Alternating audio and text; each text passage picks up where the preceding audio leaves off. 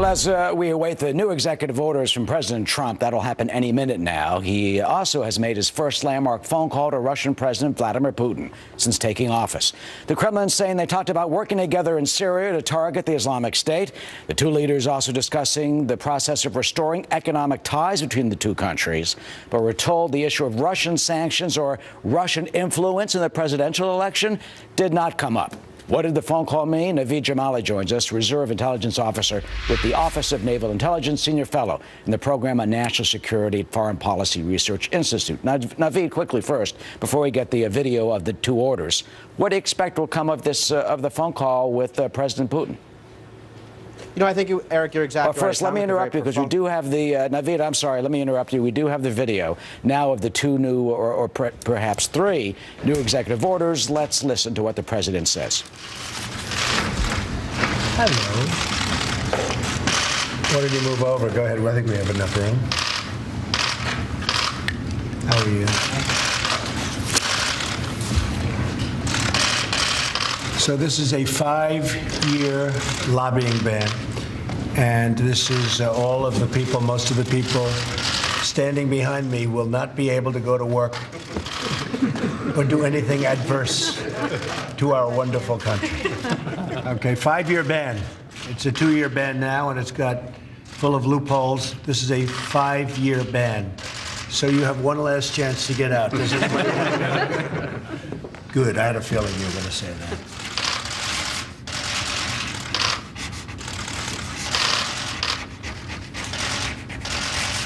This was something, the 5-year ban, that I've been talking about a lot on the campaign trail, and we are now putting it into effect.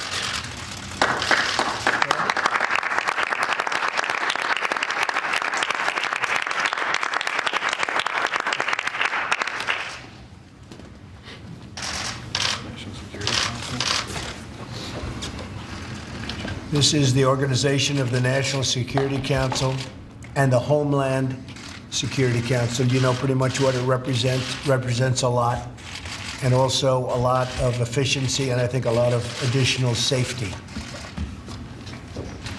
People have been talking about doing this for a long time, like many years. Okay.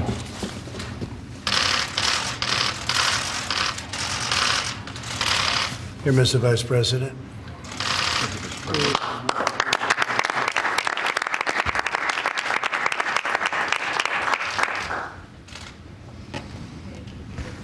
This is the plan to defeat the Islamic State of Iraq and Syria.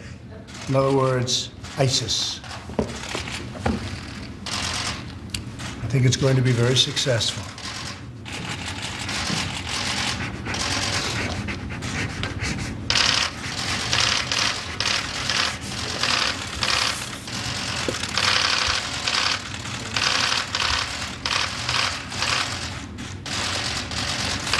Okay, that's big stuff. Have a good weekend. Are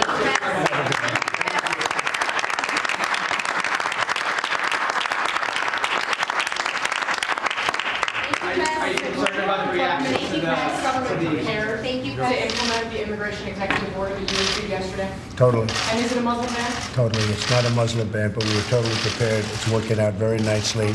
You see it at the airports. You see it all over. It's working out very nicely. And we're going to have a very, very strict ban, and we're going to have extreme vetting, which we should have had in this country for many years. Thank you, everybody. Thank you very much. Thank you, guys. Thank you. Appreciate it. Have a great weekend. Thank you. Thank you. Thank you. Guys. Thank you for coming by. Thanks for having us. Well, there you see the president signing 3 executive orders, also taking one question on his executive order and dealing with refugees from 7 mostly Muslim nations. The president saying it is not a Muslim ban.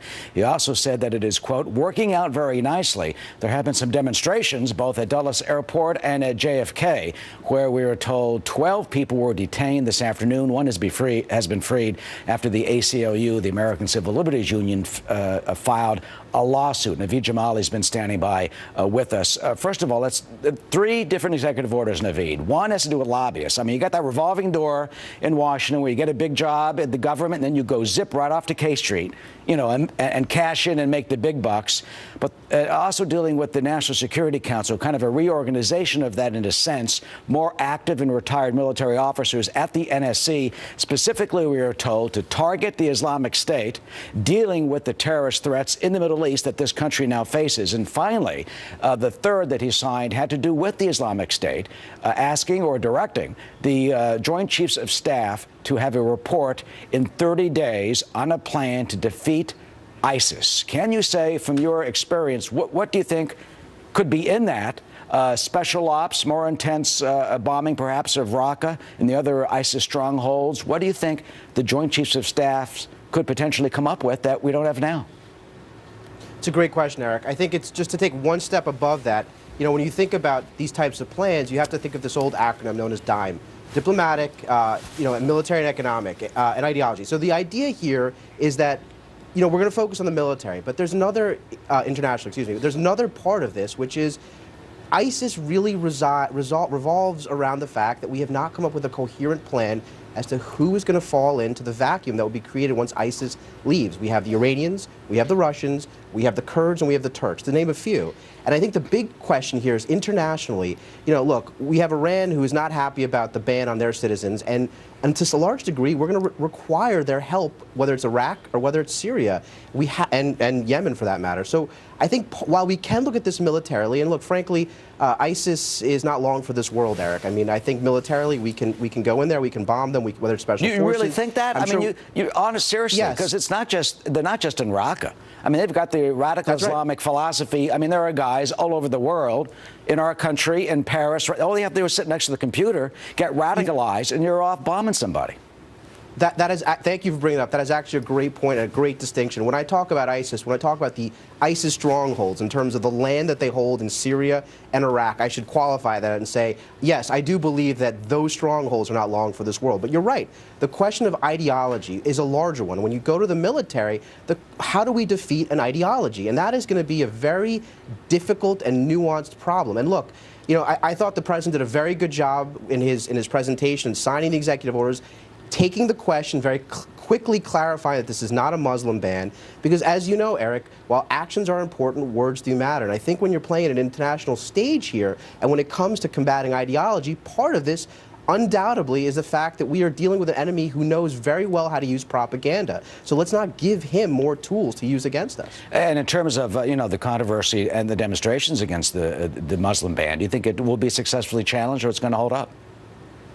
You know, that does sound like there is a legal case there. And again, you know, this question about extreme vetting, this is something that the American public should know that is done today. I mean, you know, before someone even sets foot on a plane or even gets a visa, in many cases, these people are vetted. And I think it's completely reasonable to say, look, if we can't get records from the host country for where you're coming from to determine if you are a threat, we're not going to let you get on a plane, or in fact, we're not going to let anyone from your country get on a plane. Now, that's very, very different from saying we're targeting an ethnicity, a country, or a religion, which clearly is not what the executive order said. So it's very important that the president comes out and clarifies that very specifically. I would have no problem with extreme vetting. I have no. In fact, I would like to see more resources put at this. So I think. 30 seconds left. I misspoke saying a Muslim ban. I meant a Muslim refugee ban from some refugees from some of the mostly Muslim nations. But 30 seconds left. President Putin, I mean, no mention of, we're told, of sanctions, no mention of Russian influence in the election. These things are mostly pro forma. What do you think will come from that phone call? That's a very interesting point. And very quickly, look, the president has said that he's going to work very closely with Russia to take on ISIS. I asked the question of, will Russia really be a partner? They haven't been up until this point. And frankly, Eric, can Russia really do anything against ISIS? I would suspect that their abilities to help us are pretty limited. All right, Naveed, thank you so much, and thanks for rolling with the breaking news that we had from the White House. You got it, Eric. Of course.